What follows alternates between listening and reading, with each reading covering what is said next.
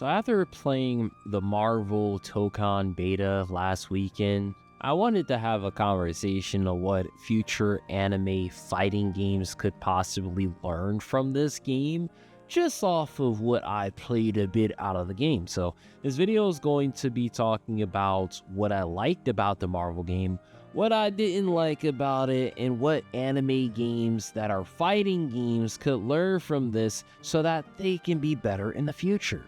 Now, one of the first things that I liked about this is that one, even though it was a tag fighter, you in theory never had to switch your characters out and play with the other characters. So hopefully in future anime games that forces you to have teams, you don't have to have this super in-depth feel and taste with all characters in order to secure a win.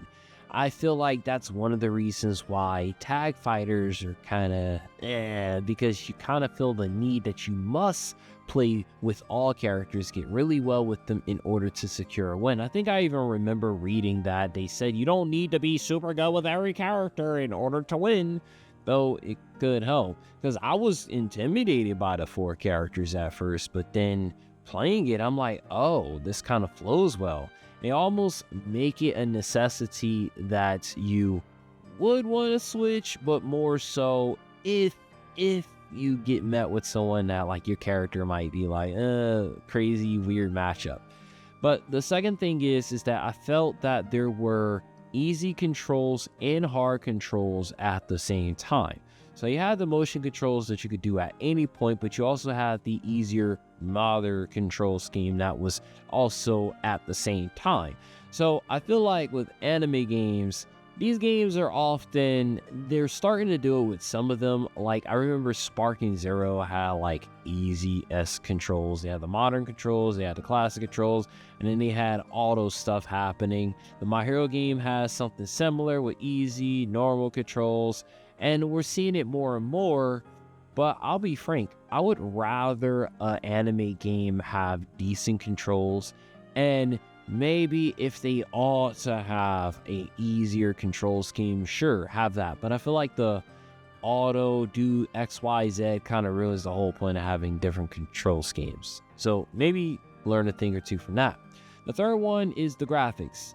I feel like the Marvel Tokon game, the graphics look superb. They don't look S tier, but they don't look under A tier. Anime games have the privilege of having an obvious adaptation look that they can borrow, but sometimes they end up doing their own thing, or the character renditions in the game don't look spot on, and it bothers me.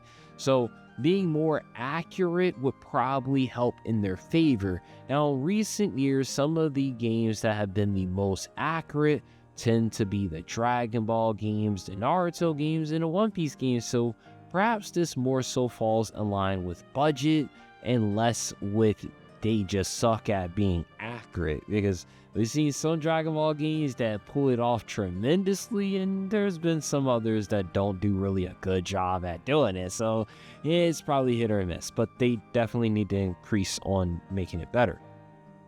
Another thing is more anime fighters, and Bandai, please, they need betas, both for the online connectivity test to ensure that things aren't going to go sour, but 2, because you guys aren't perfect. These anime games come out, and then we basically are doing the testing for the first month or 2 before you guys then fix it. And then because these games lose the interest, is like a month later, half the people are playing, and then you're like, it's fixed now. You're like, I don't care. It's like you play the story, you do all that stuff, you have some fun online, and then you're like, well, that was fun. Next. How about have the beta, have the stuff, improve upon the frame before the official game comes out so that it's better.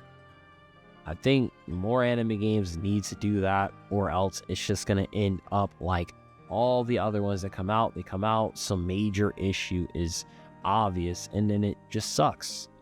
Now, the other thing I think is that we need more in-depth combat analysis / breaking down how to play characters, because even though these games aren't hyper competitive, So many people try to look at anime fighting games as competitively viable to the point that it's sickening.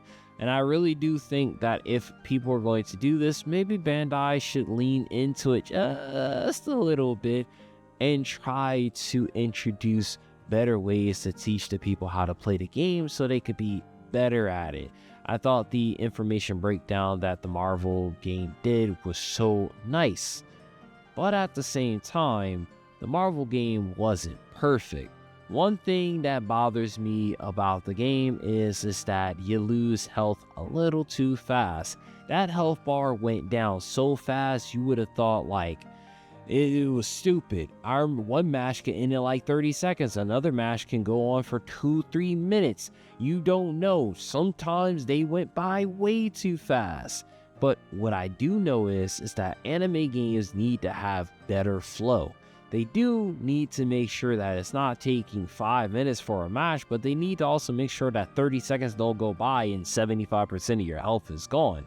So there needs to be some form of balance to ensure that the flow of battle is perfect, and some anime games don't do a really good job of this. Like for Bleach, some people complained that matches went on for a long time.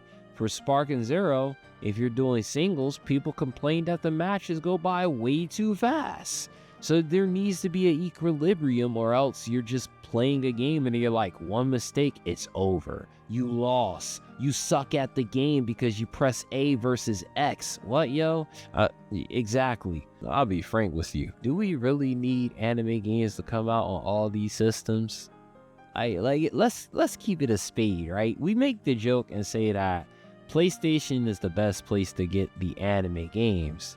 But like, if Dragon Ball came out with another game and they made it a PlayStation exclusive, would it really make people mad? Like, I'm not even trolling right now. Like, if they made a Dragon Ball game exclusive to PlayStation consoles, would that be bad? Like, part of me don't even think that would be bad. Like, I think I would prefer that.